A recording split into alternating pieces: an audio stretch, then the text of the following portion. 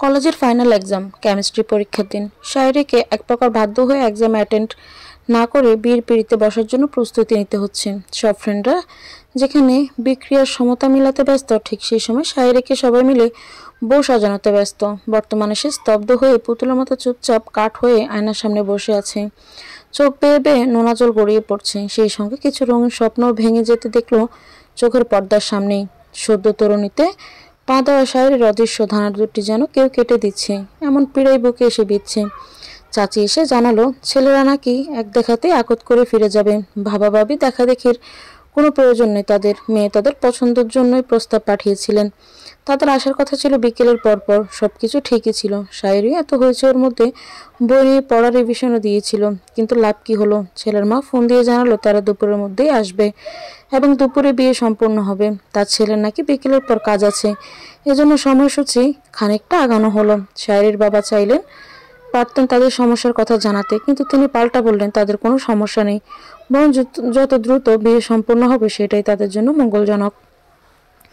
এদিকে একটা বারো শায়রির মতামত নেওয়ার দরকার দেখলো না কেউ। তারা নাকি গতকাল রাতে সবটা জানিয়েছেন শায়রির বাবাকে, কিন্তু এই খবর শায়রির কানে এসে পৌঁছালো সকাল 12টার দিকে। কলেজের পরীক্ষা বেলা 1টা থেকে শুরু। সে 1 ঘন্টা আগে রেডি হওয়ার জন্য ব্যস্ত হতে তার চাচি বলে ওঠে, কই যাবি তুই? এখন কোথাও যাওয়ার নেই, ছেলেপক্ষ খানিক বাদে এসে পড়বে। কথাটা তার কর্ণগোহ হওয়ার সঙ্গে সঙ্গে তার মুখ ছোট হয়ে গেল, বুক কেঁপে ওঠে, মাথা ফাঁকা ফাঁকা লাগতে শুরু করে। কলেজের এক্সাম না দিলে তাকে বোর্ড এক্সাম বসতেই দেবে না, রেজাল্ট ফেল আসবে তার।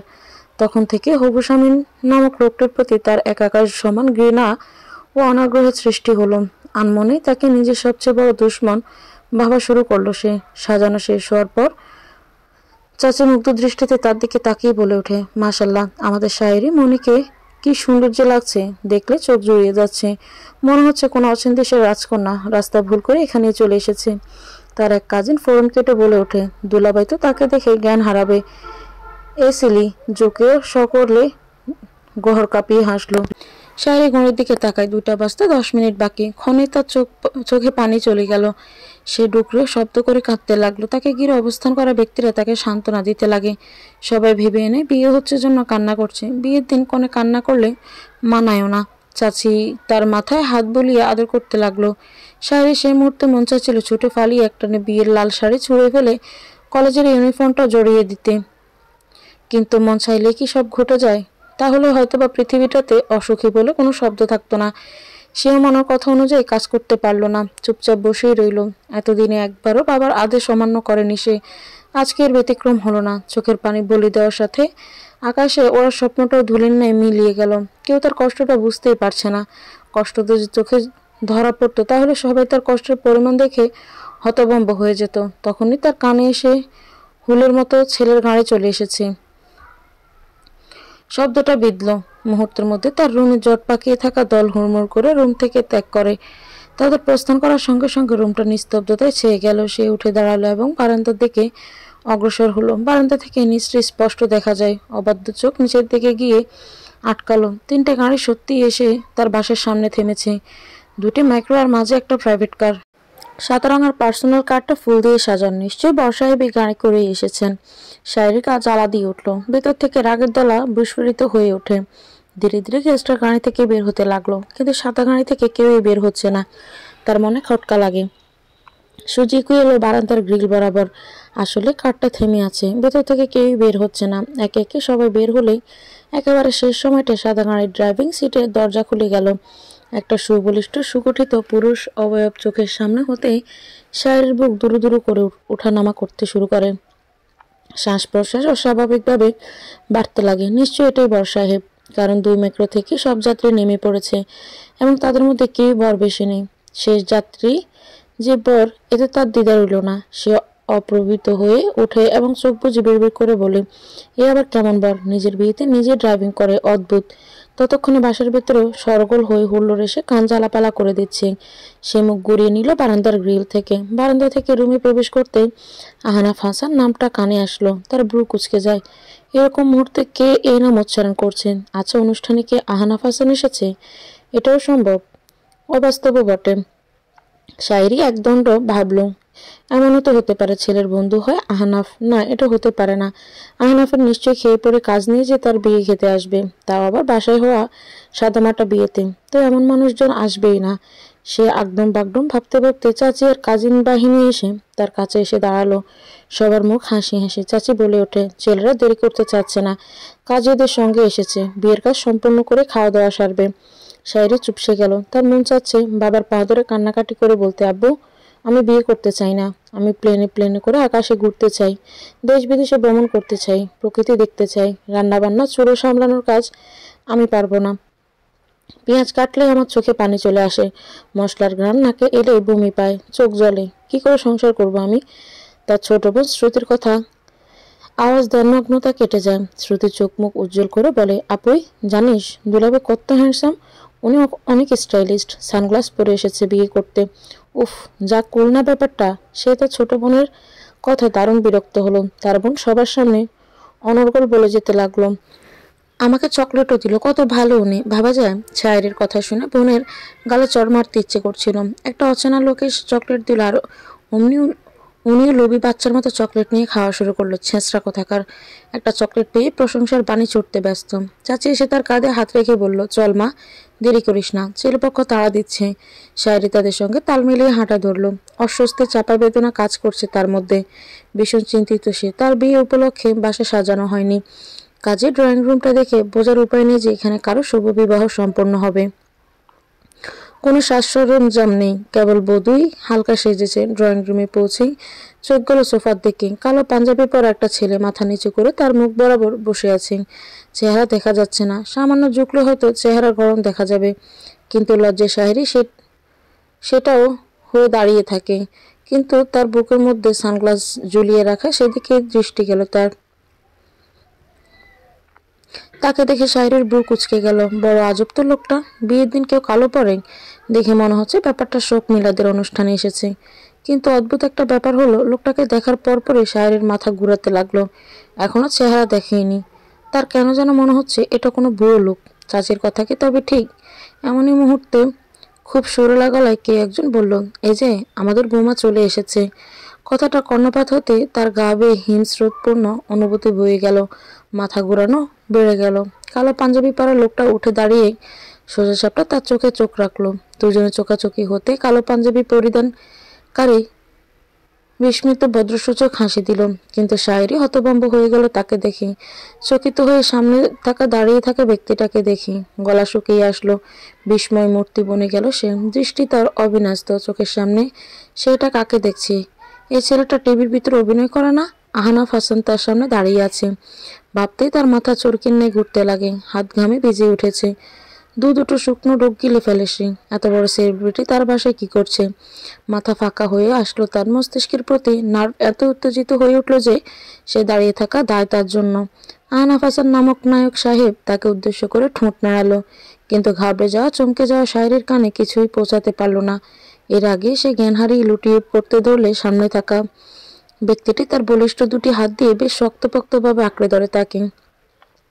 উপস্থিত সবাই থ বনে গেল। বিয়ের প্রধান আকর্ষণ হলো বধূ। তার এই দশা দেখে সকলের জন্য গুঞ্জন উঠে যায়। গেস্টদের মধ্যে একজন বলে ওঠে, মেয়ের আবার কি হলো?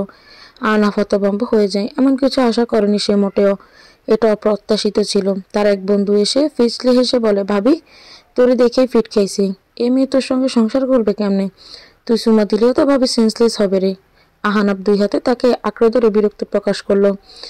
এতক্ষণে অনেকে শায়েরির কাছে আসতে আরম্ভ করলো। হুট করে শায়েরি ঢুলে পড়ে আহনাফের বুকের মাঝে। সে তীকর্য দৃষ্টি নিবন্ধন করে তার অজ্ঞান হওয়ার বউদের দিকে তাকিয়ে আছে। ক্ষণে আহনাফ চকিত উঠে এহেন কাণ্ডে বিড়বিড় করে বলে, ও গড, শেষমেশ বিয়ে করতে এসে বউ মারার কেসে ফাঁসবো কিনা? মিডিয়ার যে স্ত্রী, নিশ্চয়ই কালকে নিউজে আসবে। বাসর করার আগে জ্ঞান হারালো জনপ্রিয় অভিনেতা ও গায়ক আহনাফ হাসানের স্ত্রী। বিস্তারিত জানতে লিঙ্কে ক্লিক করুন। আহনাফ এখন একটা বৃহত্তর আকারের গরুর মধ্যে বিরাজ করছে। সে বর্তমানে তার হবু বউর বেডরুমের সামনে অবস্থান করছে। শায়েরি অজ্ঞান হওয়ার পরপরই তাকে সকলে মিলে রুমে এনে শুইয়ে দেয়। তার মামা নাকি ডাক্তার, এজন্য ডাক্তার ডাকা লাগেনি। তবে তার মা রুম থেকে সব পুরুষ মানুষকে বেরিয়ে যেতে বললে সে সুরসুর করে রুম থেকেই বেরিয়ে এসেছে। ইতিমধ্যে ছেলেপক্ষের জন্য খাবারের আয়োজন শুরু করা হয়েছে। প্রথম ব্যাচ বেশ আয়েসি ভঙ্গিমায় খাওয়া দাওয়া সারছে। আহনাফ সেখান থেকে চোখ সরিয়ে নিল। রুমের সামনে এভাবে দাঁড়িয়ে থাকতেও তার বড্ড নির্বোধের মতো লাগছে, কিন্তু আবার ড্রয়িং রুমে গিয়ে বসতে ইচ্ছে হচ্ছে না তার। হুট করে মেয়েটার কি হলো? অসুস্থ ছিল কি সে? এমনই সময় পান চিবিতে চিবিতে তার বন্ধু শিহাব এসে বলে, বাবির কি অবস্থা দোস্ত? আহনাফ হালকা মিশই গলায় বলে, কি জানি, ভেতরে কি হচ্ছে জানি না। শিহাব কিছু বলবে তার আগেই আহনাফ বলে ওঠে, দোস্ত আমি কি খুব বেশি কুৎসিত? ভয়ঙ্কর দেখতে। পান চিবানো বন্ধ করে সে গম্ভীর গলায় বলে, শালা কি আবল তাবল বকিস রে তুই? তোর একটা অটোগ্রাফের জন্য মাইয়াগো লাইন লাগে, আর তুই কস তুই দেখতে পেলো না? তাহলে তো এমনভাবে জ্ঞান হারালো কেন? আমাকে দেখেই তো মেবি সেন্সলেস হয়ে পড়েছে। সে বলল, মনে হচ্ছে ভাবি তোর ডাই হার্ট ফ্যান, তোর দেখে তার সইতে পারে নাই। আহনাফ হাতের ব্রেসলেট ঘুরাতে ঘুরাতে বলে, এমন তো নয়, ওর এই বিয়েতে কোনো সমস্যা আছে। শিহাব বিরক্তি প্রকাশ করে বলে, আরে ধুর বেটা, তুই সবসময় 10 লাইন বেশি বুঝিস। তখনই ভেতর থেকে শায়রির বাবা মাহিম সাহেব বেরিয়ে এলেন। আহনাফ তাকে দেখে স্মিত হেসে বলে, এখন কি অবস্থা? উনি চিন্তিত মুখে বলে উঠলেন, জ্ঞান ফিরেছে ওর। এত মানুষজন দেখে ঘাবড়ে গিয়েছিল। অসুস্থ ছিল কি? না তো। আহনাফ আর মাথা ঘামালো না। সে ড্রয়িং রুমে তার আগের অবস্থানে ফিরে আসতেই তার মা ব্যতিব্যস্ত দেখি বলে ওঠে, দেখতো কি ঘটে গেল? মেয়েটার বড় ধরনের কোনো অসুখ নাই তো আবার? তখনই সোফায় আরেক প্রান্তে বসে তারই সঙ্গে আসা এক আত্মীয় বলে ওঠে, ভাবি ঠিকঠাক মতো মেয়ের খোঁজ নিয়েছেন তো? কোনো খারাপ রেকর্ড নাই তো? আজকালকার ছেলে মেয়েদের ভরসা নেই। এভাবে হুট করে অজ্ঞান হওয়া তো খারাপ লক্ষণ। প্রেগনেন্সিতে এমন হয়। মেয়েকে বমি করতে দেখেছেন কি? মেয়েটা আবার তার কথা শেষ হওয়ার পূর্বে আহনাফ তার দিকে আবেগশূন্য দৃষ্টি নিক্ষেপ করলো। সেই দৃষ্টির দিকে চেয়ে থেকে মহিলা থেমে যান। আহনাফও চোখ নামিয়ে নেয়। খানিক বাদে তাড়াহুড়ো করে শায়রির মা রুমে এসে বললেন, বিয়ের কার্যক্রম তাহলে আগাই? বৌমা এখন কেমন আছে? মোটামুটি সুস্থ। যদি রুমে বিয়ে পড়ানো হতো তাহলে আরও স্বস্তি বোধ করতো। আহনাফ তার মাকে উত্তর দিতে না দিয়ে নিজ থেকেই বলে, তাহলে তাই হোক। উনি কথার উল্টো পিঠে সামান্য হাসলেন। আহনাফ উঠে দাঁড়ালো এবং মাকে নিয়ে বেডরুমের উদ্দেশ্যে পা বাড়ায়। সে যখন রুমটায় প্রবেশ করলো তখন অস্বস্তির সংকোচে মাথা উঠিয়ে রাখতে পারছিল না সে, যা তার ব্যক্তিত্বের সঙ্গে মেলে না। মাথা উঁচিয়ে চলা তার স্বভাব, কিন্তু আজ আপাতত এই মুহূর্তে লজ্জায় তার মাথা উঁচানোর সাহস নেই। তারপরে বেশ সাবধানতা অবলম্বন করে সে চোরা চোখে শায়রির পানে তাকায়। মেয়েটাকে ঘিরে মহিলা মানুষের অভাব নেই। শায়রিকে একজন মধ্যবয়সী মহিলা শরবত পান করাচ্ছেন। আহনাফ বেড বরাবর থাকা সোফায় গায়ে এলিয়ে বসে দ্রুত দৃষ্টি নত করে ফেলে এবং মোবাইলের সময় দেখে নেয়। অলমোস্ট 4টা বাজতে চলল। তার মা শায়রির দিকে অগ্রসর হয়ে জিজ্ঞেস করলো, মামনি এখন বেটার ফিল করছো? শায়রি মুখে উত্তর না দিলেও মাথা ঝাঁকালো। তিনি হাসি মুখে ফিরে এলেন। ছেলের পাশে বসে উনি কাজী সাহেবকে ডাকার জন্য তাগাদা দিলেন। অতঃপর 10 মিনিটের ব্যবধানে কাজী সাহেব এসে উপস্থিত হলেন এবং আগ্রহ নিয়ে বিয়ে পড়ানো শুরু করলেন। খানিক মুহূর্ত বাদেই তিনি বিয়ের কনেকে উদ্দেশ্য করে বললেন, মা কবুল বলো। শায়রি চুপচাপ বসেছিল। বরাট কণ্ঠে কবুল বলার নির্দেশ উপেক্ষা করতে পারল না সে। নির্বিশেষভাবে কবুল শব্দটা উচ্চারণ করে। একইভাবে কাজী সাহেব আহনাফকে কবুল বলার জন্য তাড়া দেন। আহনাফ বিনা সময় অপচয় করে কবুল বলে দিল। কাজী যখন বললেন, আলহামদুলিল্লাহ বিয়ে সম্পন্ন হলো, সেই মুহূর্তে তার কাছে মনে হলো বিয়ে করা খুব সহজ কাজ। সম্ভবত পৃথিবীর সবচেয়ে সহজ কাজ হলো বিয়ে করা। স্বাক্ষর করার জন্য খাতায় গিয়ে দিলে সে সাইন করে দেয় বেশ সাবলীনভাবে। দ্বিতীয়বারের মতো সে সময় দেখেনি। এরপর মায়ের সঙ্গে গম্ভীর গলায় কিছু কথাবার্তা সেরে রুম ত্যাগ করল। যাওয়ার পূর্ব মুহূর্তে অন্তত একবার শায়রির মুখমণ্ডল দেখার স্বাদ জাগলেও সেই স্বাদ অপূর্ণ রেখে সে গাড়ির চাবি নিয়ে বেরিয়ে পড়ে। শায়রির নজরে সবটাই ধরা পড়েছে। সে তার যাওয়ার পানে নিষ্পলক চেয়ে থাকে। মাকে খুঁজতে লাগে। প্রচণ্ড ক্ষুধা বোধ হচ্ছে তার। বিয়েটা হয়ে যাওয়ার পর বড্ড হালকা লাগছে তার নিজেকে। তার বিয়ে উপলক্ষে কয়েকজন ফ্রেন্ড আসার কথা ছিল। তারা কি আসবে? শায়রি সকল সংকোচ একপাশে সরিয়ে রেখে রুমের বাইরে বের হলো। ড্রয়িং রুম মেহমান দ্বারা গিজ গিজ, পা রাখারও জায়গা নেই। তবুও তাকে দেখে একজন এসে জায়গা করে দিল। ইতিমধ্যে ড্রয়িং রুমে আর ডাইনিং রুমে জুড়ে 3টা দল জুটে গেছে। সব ছোট ছোট বাচ্চারা একদল হয়ে মেতে আছে লুকোচুরি খেলায়। অপরদিকে কম বয়সী ছেলেমেয়েরা ড্রয়িং রুমে পাটি বিছিয়ে ফ্লোরিং করে আড্ডা দিচ্ছে, আর ডাইনিং রুমে সব মুরব্বীরা চেয়ার টেনে বসে কথা বলছেন। তার বাবা মাও সেখানে উপস্থিত। সে ড্রয়িং রুমে দলটির সঙ্গে মুহূর্তে মিশে গেল। তাদের সঙ্গে টুকটাক কথায় কথায় সময় অতিক্রম হয়ে যখন এশার আজান দিল সেদিকে মোটেও লক্ষ্য ছিল না কারো। আজান পড়ে যেতে পুরুষের নামাজের জন্য বেরিয়ে যায়। সেও তার রুমে এসে পড়ে। পরনে তখনও বিয়ের শাড়ি। বিয়ের শাড়িতে বেশ কষ্ট হচ্ছে তার। শাড়িটা ভারী অনেক, মনে হচ্ছে এই ভারী জঞ্জাল গা থেকে সরালে স্বস্তি পাবে সে। তখনই তার আম্মু রুমে প্রবেশ করে বলে, রাতের খাবারের সব ব্যবস্থা করে ফেলেছি, আয় নামাজ পড়ে খেতে আয়। ওনারা কখন যাবে? রাতে খেয়ে যেতে বলেছে তোর বাবা। শাড়ি করে সালোয়ার কামিজ পরি। তার মা এক মুহূর্তে ভেবে বললেন, ঠিক আছে আমি আসছি। মায়ের অনুমতি পেতেই সে হাঁপ ছেড়ে বাঁচল জানো। দ্রুত ওয়াশরুমে চলে গেল চেঞ্জ করার জন্য। ওয়াশরুমের ভেতর থেকে সে গুটগাট আওয়াজ পাচ্ছিল। ব্যাপারটা আমলে না নিয়ে সে ওয়াশরুম থেকে বের হলো। বের হওয়ার সঙ্গে সঙ্গে সে যেন পিলে চমকে ওঠে। চোখের সামনে আহনাব হাসান দাঁড়িয়ে বেশ মনোযোগ দিয়ে চার্জার সকেট লাগানোর চেষ্টা করছেন। এদিকে তার মোটেও খেয়াল ছিল না। দরজা গুট করে খোলার শব্দে সে চকিত দৃষ্টিতে তার পানে চায়। দুজনে চোখাচোখি হতে শায়রি ভীষণ বিব্রত বোধ করতে লাগে। তার মুখ ভেজা, কপাল বেয়ে চুই চুই পানি পড়তে গলার সামনে বাঘ ভিজে যাচ্ছে। ওড়নাটা বিছানায় রাখা। বলতে গেলে এই পরিস্থিতিতে সে মোটেও তার মুখোমুখি হওয়ার জন্য প্রস্তুত ছিল না। শুকনো ঢোক গিলল সে। আহনাব তাকে এভাবে দেখে নিজেও বিব্রত হলেও মুখে প্রকাশ না করে বলে, এখন কেমন আছো? এই তিনটা শব্দ শুনে শায়রির শরীর বেয়ে মৃদু কম্পন বয়ে গেল। সে আমতামতা করে বলল, ভালো আলহামদুলিল্লাহ। রেস্ট নিবে এখন? না, ডিনার করব। ও, আমিও ডিনার করিনি। শায়রি ধরতে পারল না কেন সে আগ বাড়িয়ে নিজের না খেয়ে থাকার কথা বলছে। সে যথাসম্ভব স্বাভাবিক থেকে টাওয়াল দিয়ে মুখ মুছে ওড়না গায়ে জড়িয়ে নিল। সামনে থাকা ব্যক্তিটিকে এক মুহূর্তের জন্য বুঝতে দিল না যে সে তার ভক্ত। শায়রির এই সময় মনে হচ্ছে সে যদি জেনে যায় তার উপর ক্লাস 7 থেকে শায়রি ক্রাশ খেয়ে বসে আছে, তাহলে সে লজ্জায় তাকে মুখ দেখাতে পারবে না। মানুষটা নিশ্চয়ই হাসবে তার উপর, তার নির্বোধতার উপর। তারপরও সে নম্র সুরে বলেন, আসুন খেতে যাই। তার কথা শুনে যেন সে খানিকটা বিমূঢ় হয়ে পরে স্পষ্ট ভাষায় বলল, চলো। শায়রির রুমের বাইরে যেতে ধরলে সে ধারালো কণ্ঠে বলে, একটু থামো তো। শায়রির পা জোড়া সঙ্গে সঙ্গে থেমে যায়। আহনাব তার সামনে এসে দাঁড়াতেই তার গা থেকে বক বক করে নামি দামি পারফিউমের গন্ধ নাকে এসে ধাক্কা খেল। শায়রি অবিন্যস্ত দৃষ্টিতে তার দিকে তাকাচ্ছে তো আরেকবার দরজার দিকে। কিন্তু আহনাফের দৃষ্টি যেন প্রশান্ত সাগরের ন্যায় স্থির। প্রশান্ত কিন্তু গভীর। গভীর সে বাদামি মণিজোড়ার দিকে শায়রি 10 সেকেন্ডও তাকিয়ে থাকতে পারছে না। আচমকা তার হাতটা শায়রির নাকে এসে পৌঁছে গেল। তার হাতের ছোঁয়ায় সম্ভবত ইলেকট্রন প্রভাব হচ্ছিল, যার দরুন শায়রির গা বেয়ে বিদ্যুতের কম্পনের ন্যায় কিছুটা ঝট লাগলো। সে আরও একটু নাকে ডলা দিয়ে কি যেন মুছল। শায়রি একদম স্তব্ধ রইল। মুখ দিয়ে একটু আওয়াজ করলো না, যেন বোবাসে। কিন্তু আপনা আপনি তার চোখ বন্ধ হয়ে যায়। আহনাব বলে ওঠে, মুখ ধোয়ার সময় চোখের কাজল লেপটে গিয়ে নাকের ডগায় গিয়ে ভরেছিল, সেটাই মুছে দিলাম। বাই দ্য ওয়ে, তুমি কি ভয় পেয়েছিলে? না তো। ও, আমি আরও ভাবলাম ভয় পেয়ে গেছো। ভয় কেন পাবো? আপনি কি ভাগ খেয়ে ফেলবেন? আহনাফের কথা শুনে সামান্য শব্দ করে হেসে বলে, অবশ্যই আমি ভাগ, পিওর রয়্যাল বেঙ্গল টাইগার। খাওয়ার টেবিলে প্রচুর হৈ হুল্লো চলছে, সবার মুখে চোখে আনন্দের ছাপ। আহনাব শায়রির ড্রয়িং রুমের টেবিলে এসে বসতেই শায়রির কাজিন বাহিনীর দল তাদের দুজনকে ঘিরে ধরল। আহনাব শায়রির বিপরীতে বসতে চাইলেও তার আর হলো না। তার কাজিনটা বাধ্য করে তাকে শায়রির পাশে চেয়ারে বসিয়ে দিল। পাশাপাশি বসতে সেই শায়রির মেয়ে গেল তার দিব্যি টের পাচ্ছে আহনাব। মেয়েটা তার সঙ্গে বেশ আনকমফোর্ট, তা বুঝতে পেল সে। কিন্তু এতগুলো মানুষের সামনে তো আর উঠে অন্য কোথাও বসা যায় না, বড্ড দৃষ্টিকটু দেখাবে বিষয়টা। দুজনের সামনে খাবার চলে আসলো। দুপুরে আহনাব ঠিকঠাক মতো খাওয়ার টাইম পায়নি। হুলস্থুলের মধ্যে আরাম করে নিজেকে বিয়ের খাওয়াই খেতে পারেনি সে।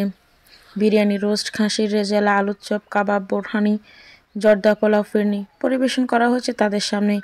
আহনাব বেশিরভাগ সময় ডায়েটে থাকে, কিন্তু আজ বিয়ে উপলক্ষে ডায়েট হতে একদিনের ছুটি নিয়েছে সে। তাদের প্লেটে খাবার তুলে দেওয়া হলে সে যেই না শায়রি নিজের মুখে খাবার তুলবে, অমনি তার কাজিনরা এমন জোরে চিৎকার দিল যেন ঘরে আগুন লেগে গেছে। শায়রি এক প্রকার ভড়কে গেল। তৎক্ষণাৎ তার কাজিনের দিকে তাকাতে তারা আয়েশি দৃষ্টিভঙ্গিতে বলে, বিয়ের পর নিজ হাতে নিজে খাওয়ার ঘোর অপরাধ, একে অপরকে খাইয়ে দিতে হবে। তার এক কাজিন বলে ওঠেন, দুলাবাইয়ের কাছ থেকে হাত ধোয়া টাকাও আদায় করতে হবে। কিন্তু শায়রির তো নাস্তানাবুদ অবস্থা। সে মরে গেলেও সামনে থাকা ব্যক্তিটিকে মুখে তুলে খাইয়ে দিতে পারবে না। না মানে না, এটা অসম্ভব তার পক্ষে। কিন্তু কাজিনদের জোরাজোরিতে সে পেরে উঠতে পারল না। নিজেকে পরাজিত সৈনিক ভাবতে লাগে সে। অতঃপর হাতে একটা কাঁটা চামচ তুলে নিয়ে সম্পূর্ণ একটা কাবাব তুলে নিয়ে মুহূর্তের মধ্যে আহনাফের মুখে পড়ে দিল। কাজটা এত দ্রুত ঘটল যে আহনাফ বোকা বনে গেল। চামচ সহ কাবাব মুখে তুলে নিয়ে বসে থাকলো। কাবাবের সাইজটা মোটেও ক্ষুদ্র ছিল না, ভালোই মোটা তাজা সাইজের একটা সম্পূর্ণ কাবাব মুখ পুড়ে ফেললো। সে ভীষণ বিপাকে পড়ে যায়। মনে মনে শায়রিকে বোকামি বলেও বকা দিল সে। এত বড় একটা পিস কেউ একেবারে খাওয়ায়? শায়রি কি দানব মনে হয়? মুখের খাবারটা কোনো মতে চিবিয়ে গিলে ফেলে। এক ডুব পানি খেয়ে স্বস্তি বোধ করে সে। এবার তার পালা। সেও শায়রিকে এক প্রকার সাহায্য করার জন্য চামচে কাবাব তুলে নিল। এবার সে বুঝবে পুরো একটা কাবাব একেবারে খাওয়া কতটা কঠিন। কিন্তু তার ইচ্ছে ভাটা দিল শায়রির কাজিনরা। আহনাফকে হাত দিয়ে খাইয়ে দিতে হবে, এটাই তাদের দাবি। চামচ দিয়ে না খাওয়ালে তারা হাত কিভাবে ধোয়াবে? আর হাত ধোয়ালে হাত ধোয়ার টাকাও পাবে না। সো দুলাভাইকে হাত দিয়ে পোলাও রোস্ট মেখে খাওয়াতে হবে। তাদের যুক্তি শুনে আহনাফ মিটমিট করে হেসে এক পলক শায়রির দিকে তাকায়। মেয়েটার লজ্জা ইতিমধ্যে লাল হয়ে গেছে। টসটসে লাল দুটো লাভ আবার ফুটে উঠেছে। আহনাফ মুগ্ধ না হয়ে পারল না। কি স্নিগ্ধ চেহারা মেয়েটার, টানা টানা চোখ, নেত্রপল্লব বেশ ভারী, গালগোটু বেশ ফোলা। মিডিয়া জগতে এমন ফোলা গাল থাকে না কারো, কিন্তু আহনাফের মধ্যে হচ্ছে ফোলা গালের মধ্যে একটা আদুরে ভাব আছে। গাল দুটো শুধু আদুরে করতে মন চায়। সে পুনরায় মুচকি এসে খাওয়ার প্লেটে গুজল। এরপর মিনিট দুই পোলাও আর রোস্ট নিয়ে যুদ্ধ করে। এক লোকমা খাবার তুলে নিয়ে শায়রির পানে তাকাতেই তার বিরক্তির সীমা থাকলো না। মেয়েটা এত অসামাজিক কেন? প্রতিপদে তাকে অপদস্থ করাই যেন তার প্রধান লক্ষ্য। শায়রি গাঁর সামান্য বাকি, অন্যদিকে মুখ ফিরে আছেন। আহনাফ হালকা কাশল, তাও তার ভাবান্তর নেই। মুখ ফিরে তার দিকে তাকালো না, কিন্তু মৃদু কেঁপে ওঠে। শায়রির এমন বাচ্চামো কাণ্ডে তার কাজিনরাই হেসে দিল। আহনাফ হাসতে গিয়েও সৌজন্য বজায় রেখে হাসি চেপে রাখলো।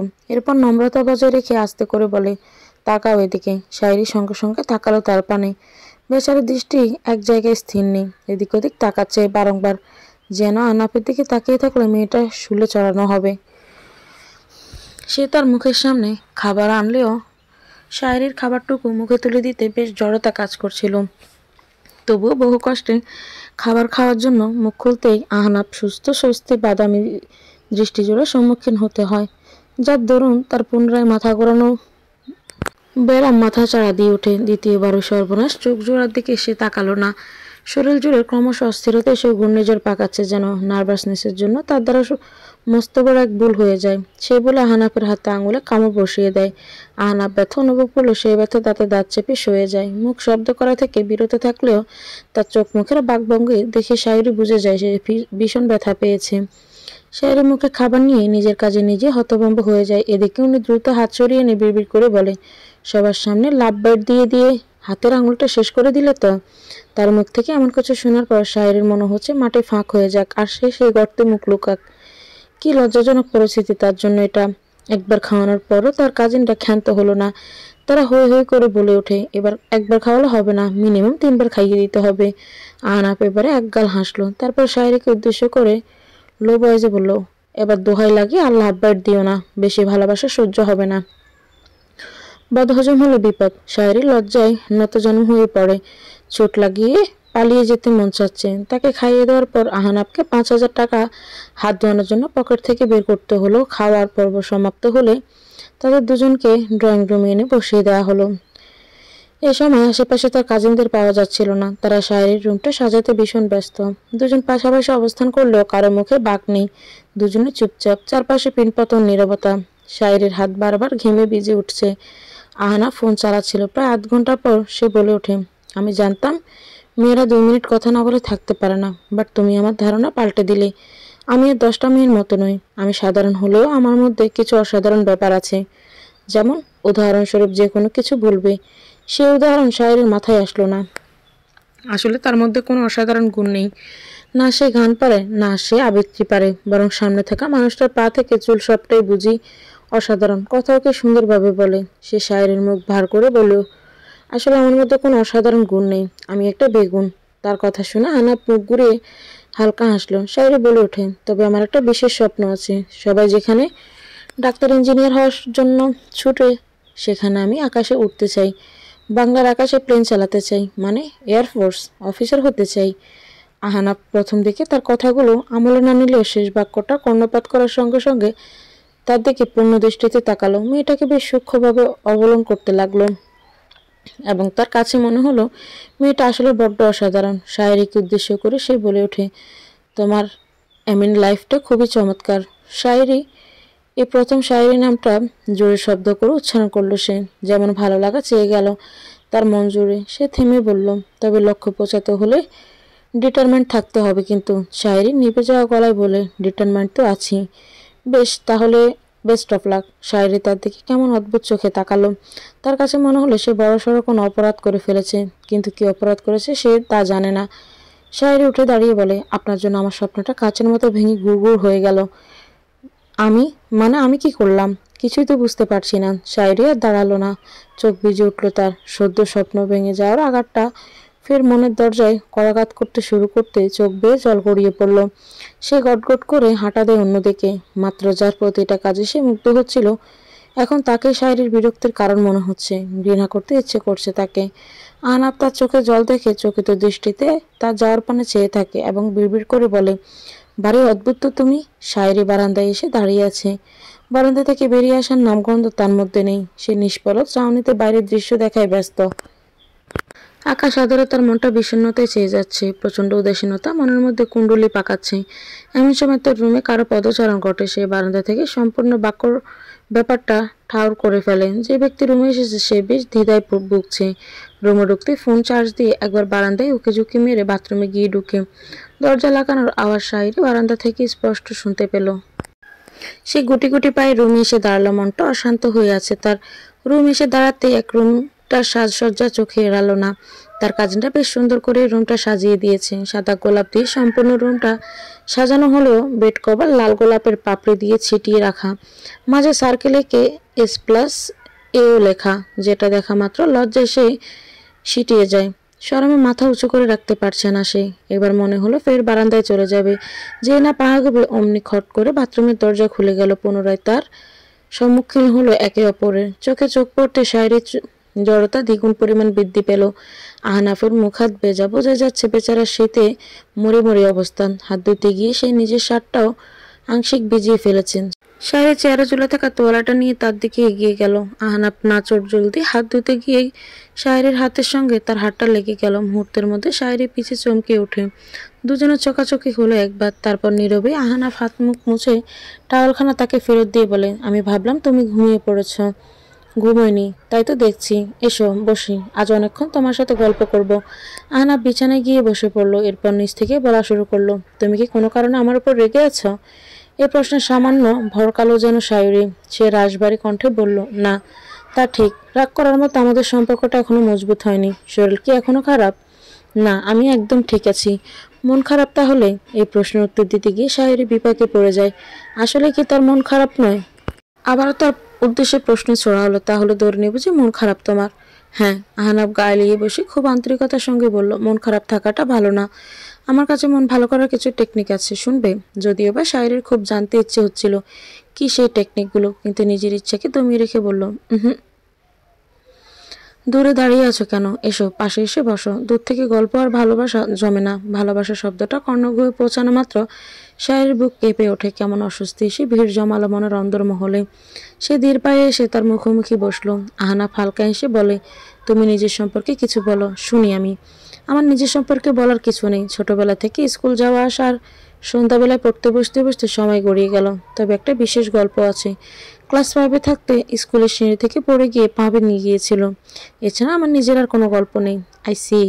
আমার জীবনটা কিন্তু তোমার জীবনের মতো এত সুন্দর, সিকিউর, গোছালো ছিল না। প্রথম থেকে বড্ড গোছালো আমার জীবন। এক জীবন 4বার স্কুল বদলেছি। ক্লাস 6 পর্যন্ত গ্রামেই ছিলাম। এরপর 2 বছর নানার বাসায় রাজশাহীতে। তারপর ঢাকায় আসলাম। ঢাকা শহরটা প্রথম থেকে আমার কাছে বিষাক্ত লাগতো।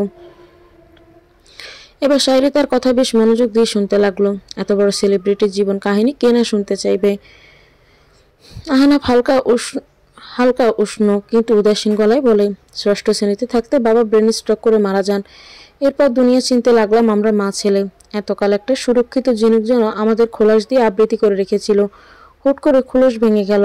আমাদের উপর দিয়ে ভয়ঙ্কর ঝড়ঝাপটা বইতে লাগলো। নিজের চাচারা বেটে মাঠে ছাড়তে বাধ্য করলো। এরপর মা আমাকে নিয়ে নানুর বাড়ি আসলো।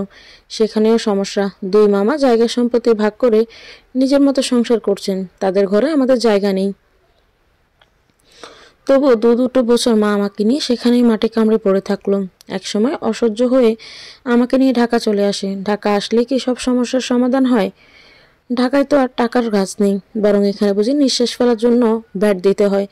দুর্দশায় কাটতে থাকে দিন। বস্তির মতো একটা ভাষায় সাবলেট হিসেবে বানা থাকতে শুরু করি। মা আমাকে একটা সরকারি শিক্ষা প্রতিষ্ঠানে ভর্তি করিয়ে দেন। বলতে বাধ্য, আমার মা একজন সংগ্রামী মহিলা, কোনো ঝড়ই তাকে উড়িয়ে দিতে পারেনি। শায়রি মৃদু গলায় বলে, আর শুনতে ইচ্ছে করছে না, বাদ দিন। আহনাফ উঠে দাঁড়ালো এবং নিজের ফোন চার্জ থেকে খুলে বারান্দায় চলে যায়। শায়রি চুপচাপ বসে আছে। আহনাফের চোখে জল দেখে সে হতবিলম্ব। একটা মানুষ এত নরম মনের কিভাবে হতে পারে? এটুকু বলতেই কাঁদতে হবে? শায়রি তখন দিব্যি চোখ তুলে না তাকিয়ে টের পাচ্ছিল মানুষটা কাঁদছে, চোখে পানি তার। এই মুহূর্তে তার বুকটা হু হু করে ওঠে। বড্ড মায়া লাগছে সদ্য স্বামী হওয়া মানুষটার জন্য। শায়রি টিভিতে আহনাফের এক ইন্টারভিউতে শুনেছিল যে তার শৈশব কৈশোর মোটেও সুন্দর কাটেনি, কিন্তু আর সরাসরি তার মুখে শুনে খুব খারাপ লাগছে। নিজের বুকটাও ভারবার লাগছে। কেন যেন ওনার চোখের কান্না তার সহ্য লাগছিল না। সে উঠে বাথরুমে গেল এবং চোখে মুখে পানি ছিটা দিল। কাপড় চেঞ্জ করে বাথরুম থেকে ফেরত এসে সে একদম ভেড়ালো চানার মতো বিনা শব্দে বারান্দায় দিকে যেতে চোখেতে ওঠে। আহনাফ দেয়ালে ঠেস দিয়ে সিগারেট ফুঁকছে। তা দেখে শায়রির মনে হোঁচট খাওয়ার মতো অবস্থা। এরকম একটা কল্পনা সে ক্লাস 8-এ থাকতে দেখে যে আহনাফ হাসানের সঙ্গে তার বিয়ে হবে, দুজনের একটা বাবু হবে। ইস, এখন এসব ভাবতে তার লজ্জায় মুখশ্রীতে লাভ আওয়াজ ছেয়ে যাচ্ছে। এত ছেলে মানুষ কেন ছিল সে? হুট করে তার মাথায় একটা চিন্তা হামা করে দিতে লাগলো। আহনাফ হাসান তার মতো সাধারণ একটা মেয়ের খোঁজ কিভাবে পেল? আর এত এত মেয়ের মধ্যে সে তাকেই বা কেন এত সাদামাটাভাবে বিয়ে করলো? উত্তর জানা নেই তার। সে যে নিঃশব্দে আহনাফের পাশে দাঁড়িয়ে আছে, এটা বোধহয় এখনো সে খেয়াল করেনি। তাই তো বিনা সংকোচে একদানে সিগারেটে সুখ টান দিয়েই যাচ্ছে। আইস করে টান মেরে পিছে ঘুরতে পুনরায় দুজনের সাক্ষাৎ ঘটে। এতে যেন বেশ বিব্রত করতে লাগে আহনাফ। সে বুঝতে পারছে না যে এরকম সিচুয়েশনে কি করবে। হাত থেকে সিগারেট ফেলে দিয়ে পা দিয়ে পিষে সিগারেটের জ্বলন্ত আগুন নেভাতে তাতেও বিপত্তি ঘটল। সিগারেট ব্যাটা এত ঘাঁটতে আজে নিভতেই চাচ্ছে না। তার কাণ্ড কারখানা দেখে শায়রি শব্দ করে খিলখিল করে হেসে ফেলে। খিলখিল করে হাসির শব্দ আহনাফ মাথা তুলে তাকাতেই একটা বড়সড় হুমড়ি খায়। শায়রির হাসি মাখা মুখ দেখে তার মনে অদ্ভুত প্রশান্তি খেলে যায়। শায়রির পরনে গোলাপি ফুলের কাজ করা একটা সুতির শাড়ি। চুলগুলো পেছনের দিকে দিয়ে খোলা রাখলেও শীতের মৃদু বাতাসে উড়াউড়ি করছে। চাঁদের জলমলে আলোয় মেয়েটাকে অদ্ভুত সুন্দর লাগছে। তা বর্ণনা করা আহনাফের মতো মানুষের দুষ্কর। কোনো কবি শায়রিকে এ অবস্থায় দেখলে নিশ্চয়ই কবিতা লিখতো পাতায় পাতায়। আহনাফ খুব সাহস করে শায়রির গাল ছুঁয়ে দেওয়ার জন্য হাত বাড়ালো। শায়রি বারান্দা থেকে ছুট লাগিয়ে এসে বিছানায় কম্বল মুড়ি দিয়ে শুয়ে পড়েছে।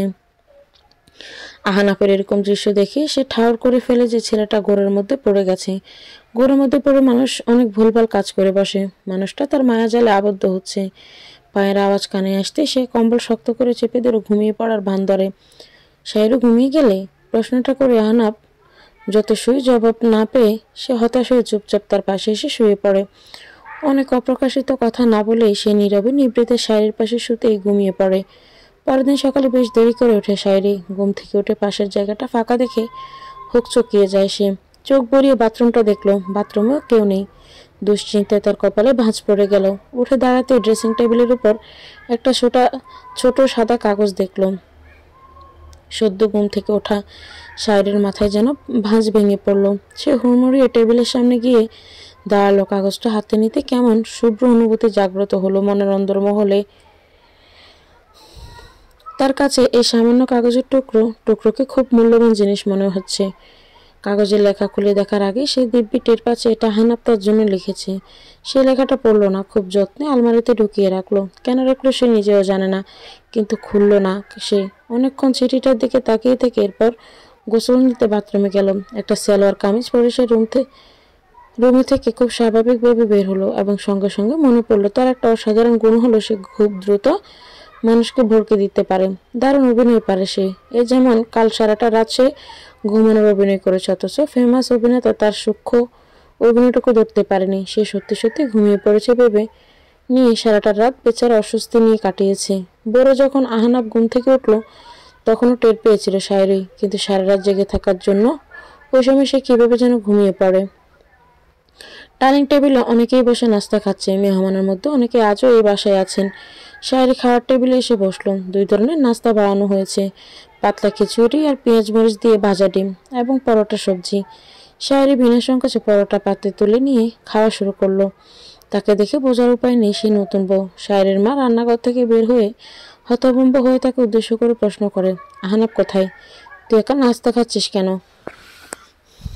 ওকে ডেকে আন। মানে? তোর কারবার দেখে আমি অবাক না হয়ে পারছি না।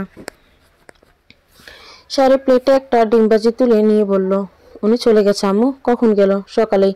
প্রশ্ন উত্তর দিতে শায়রি চমকে ওঠে। মানুষটা তো তাকে কিছু বলে যায়নি। এমনও হতে পারে সে আসলে যায়নি, এমনই বাইরে গেছে, সিগারেট টানার জন্য যেতে পারে। কিন্তু শায়রির মন বলছে উনি চলে গেছেন। কালকে রাতে তাকে এভাবে ইগনোর করার পর মানুষটা আত্মসম্মানে গা লেগে গেছে জন্য সে কাউকে কিছু না বলেই চলে গেছে। আর শায়রির মন যা বলে প্রায় সময় তাই হয়।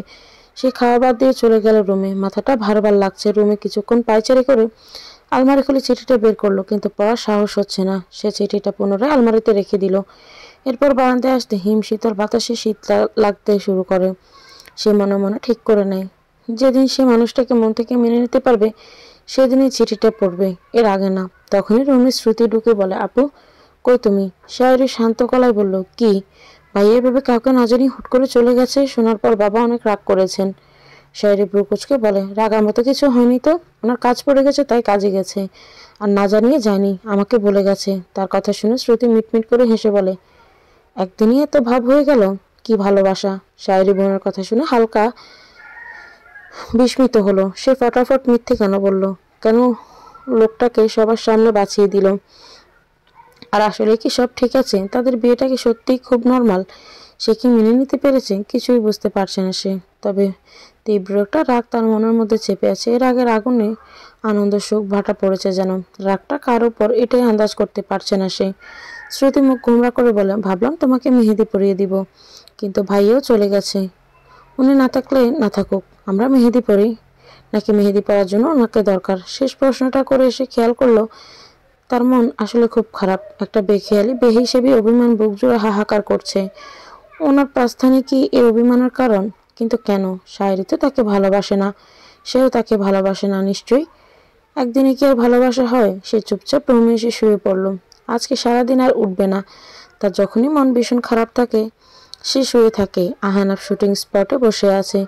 চারিদিকে ক্যামেরার লাইট সাজানো হচ্ছে। একটু পরে সব গোছানো হলে তার ডাক পড়বে। এর আগে কেউ তাকে ডিস্টার্ব করবে না। আরএফএলের নীল চেয়ারে বসা সে। মেকআপ করা শেষ তার। আজকে বেশ কিছু শট দিতে হবে। অলমোস্ট দুপুর গড়িয়ে বিকেল হবে। সে বেশ ভালোই বিরক্ত হয়ে আছে। কাল সারা রাত ঘুম হয়নি। ভোরে উঠতেই একটা সেকেন্ড অপেক্ষা না করে সোজা ড্রাইভিং করে গাজীপুর এসে পৌঁছেছে। তার শিডিউল ছিল আজ, কিন্তু কালকে অনুরোধ করে তা পিছিয়ে নিয়েছিল, যার জন্য ডিরেক্টরের সঙ্গে মনোমালিন্য হচ্ছিল। তবুও সাফ জানিয়ে দিয়েছিল আজ সে আসবে না। কিন্তু ডিরেক্টরকে অবাক করে দিয়ে সে শুটিং করার জন্য এসে পড়েছে। সকালে নাস্তাও সে খায়নি, এক প্রকার জেদ করে। কিন্তু অবাকের বিষয় হলো সে কী কারণে জেদ ধরে বসে আছে এটাই জানে না। এর মধ্যে ইউনিটের একটা ছেলে এসে ডাবের পানি দিয়ে গেল খাওয়ার জন্য। সে এক চুমুকে পুরোটা খেয়ে আর গ্লাস আনার জন্য অনুরোধ করলো। সে চোখ ঘুরিয়ে নায়িকার দিকে তাকালো। মেয়েটার নাম তিথি, ইন্ডাস্ট্রিতে নতুন। এটাই নাকি প্রথম ছবি তার। প্রথম ছবিতেই তার মতো সেলিব্রিটির সঙ্গে কাজ করতে পারে মেয়েটা বড্ড খুশি। দুবার তার সঙ্গে এসে কথা বলতে চাইলো, কিন্তু লাভ হয়নি তেমন। অন্যদিকে হলে আহনাব নিজ থেকেই কথা বলতো, কিন্তু আজ তার মুড ভালো নেই। ডিরেক্টর সাহেব এসে তাকে পুনরায় সব স্পষ্টভাবে বুঝিয়ে দিল। কিছু রোমান্টিক সিনও আছে। আহনাব পা বাড়ালো, ক্যামেরার সামনে দাঁড়িয়ে একটা লম্বা শ্বাস নিল। এখন সে আহনাব নয়, বরং ছবির চরিত্র রিয়াজ। সে রিয়াজ একজন পাগলা প্রেমিক। আহনাবের মনে হচ্ছে সবাই প্রেমিক হতে পারে না, প্রেমিক হতেও ভাগ্য লাগে, যা রিয়াজের থাকলেও তার ভাগ্য নেই। প্রথম দৃশ্যটা চমৎকার ছিল। রিয়াজ কুয়াশা মাখায় সকালে ক্যামেরা নিয়ে বের হবে প্রকৃতির ছবি তোলার জন্য। আশপাশ ঘুরে ঘুরে দেখবে। হুট করে একটা খেজুর গাছের দিকে চোখ পড়ে যাবে এবং সে লক্ষ্য করবে খেজুর গাছের আগায় একটা হাঁড়ি বেঁধে রাখা। দারুণ বিস্ময় নিয়ে এসে গটগট করে ছবি তুলে যাবে তার ক্যামেরায়, এবং সেই সময় খুব নিকট থেকে নুপুর আওয়াজ পাবে সে। চোখ ঘুরিয়ে তাকাতেই থম বনে যাবে। নায়িকা বিনুনি ঝুলিয়ে হেলে দুলে হেঁটে আসছে তার দিকে। মেয়েটাকে দেখা মাত্র তার হাতে ক্যামেরা পড়ে যাবে। নায়কের হাত থেকে ক্যামেরা পড়ে যেতে নায়িকা খিলখিল করে হাসবে। এই দৃশ্যটা ভালো হলো। পরের দৃশ্য চোখে চোখ রেখে হাতে হাত রেখে সব কিছু আবেগের কথা বলতে হবে। এখান থেকে সমস্যা শুরু হলো। আহনাব শ্যুটটা ঠিকমতো করতে পারছে না। কিছুতেই সে মেয়েটার দিকে তাকায় না, কিন্তু সে মেগাস্টার, তার জন্য সামান্য ভুল ডিরেক্টর সাহেব মাফ করে দিলেন। এরপর আসলো আসল বিপত্তি, তাদের দুজনকে একটা ঘনিষ্ঠ দৃশ্যে অভিনয় করতে হবে। চুম্বন দৃশ্যটার কথা শুনতেই আহনাব ঘাবড়ে গেল। কিছুতেই মাউনকে শান্ত করতে পারছে না সে। ঘামতে লাগলো, খালি বারবার মনে হতে লাগলো সে কাউকে ঠকাচ্ছে। ডিরেক্টর সাহেব রেডি 1 2 3 বলে দিল। ক্যামেরা তাক করা হলো তার দিকে, কিন্তু আহনাব এক চুলও নড়ে না। হাত পা বরফ হয়ে আসলো তার। তিথি নামের মেয়েটা প্রথমে কিছুটা বিব্রত বোধ করলো, এরপর নিচ থেকে তার মুখের সামনে এসে দাঁড়াতে সে পিলে চমকে ওঠে। তার চোখের পর্দায় অন্য কোনো রমণের প্রতিচ্ছবি। চারপাশ ফাঁকা লাগতে শুরু করে। যে না তিথি তার চোখের সামনে অতি কাছে এটা খেয়াল হলো, সে বিকট শব্দে পাশে থাকা চেয়ারে লাথি মেরে উঠে দাঁড়ালো। রাগে হনহনিয়ে হাঁটা ধরে। রৌদ্রোজ্জ্বল আকাশটার দিকে একদানে চেয়ে আছে আহনাব। আকাশের বেলায় বেলায় মেঘের হাতছানিও আজ তাকে মুগ্ধ করতে পারছে না। চারপাশটা কেমন ঝিম ধরে আছে। এত শোরগুলোর মধ্যেও তার বুকের ভেতরটা নিস্তব্ধতায় ধাউ ধাউ করছে। সিগারেট ঠোঁটে গুঁজে এক পলক চেয়ে থেকে সিগারেটটা ফেলে দিল। কোনো দিকে খেয়াল নেই তার। এমনই সময় ডিরেক্টর সাহেব তথা মাসুদ ভাইয়ের আগমন ঘটে। উনি এসে আহনাবের পাশে দাঁড়িয়ে বলে ওঠে, আহনাব, সব কিছু ঠিকঠাক? তোমাকে দেখে মনে হচ্ছে সামথিং ইজ রং। আসতে শুটিংও আসতে চাওনি, তারপরে এলে যে, শরীর ভালো? আহনাব কিছু বলল না, এক দৃষ্টিতে জানালার বাইরের দিকে তাকিয়ে থাকলো। উনি নিজ গর্জে তাকিয়ে থেকে হতাশার শ্বাস ছেড়ে বলে ওঠে, লিসেন, তোমাকে কিন্তু জোর করে এসব সিন করানো হচ্ছে না। স্ক্রিপ্ট সম্পর্কে সবটাই তো তোমার অবগত। তারপরে আমার ব্যবহারে কিন্তু আমাকে আর আমার ইউনিটকে সূক্ষ্মভাবে ইনসাল্ট করা হচ্ছে। আহনাব এবার ওনার মুখোমুখি তাকিয়ে করুণ গলায় বলে, আমায় হুট করে কি যেন হয়ে গেল ওই সময়। মাথায় রাত চটে যায়, মনে হচ্ছিল ওকে ঠকাচ্ছি। মাসুদ ভাই পকেট থেকে দুটো সিগারেট বের করে একটা নিজে ধরলে আর একটা আহনাবকে দিয়ে বলে, ইন্টারেস্টিং নায়ক সাহেব, আপনি আবার কাকে ঠকালেন? আহনাব কিছুটা বিব্রত বোধ করে কোমল গলায় বলে, আসলে কালকে আমার আকত ছিল। ও মাই গড, কান্ট বিলিভ। অভিনন্দন আহনাব। ধন্যবাদ ভাই, ঘরোয়াভাবেই বিয়েটা হয়ে গেল। মিডিয়ায় এখনো জানানো হয়নি, আপনাকেই প্রথম জানালাম। কে সে ভাগ্যবতী? ভাগ্যবান তো আমি। মাসুদ ভাই সিগারেটের ধোঁয়া ছেড়ে বলে, তুমি তো দেখছি বউয়ের প্রেমে হাবুডুবু খাচ্ছ।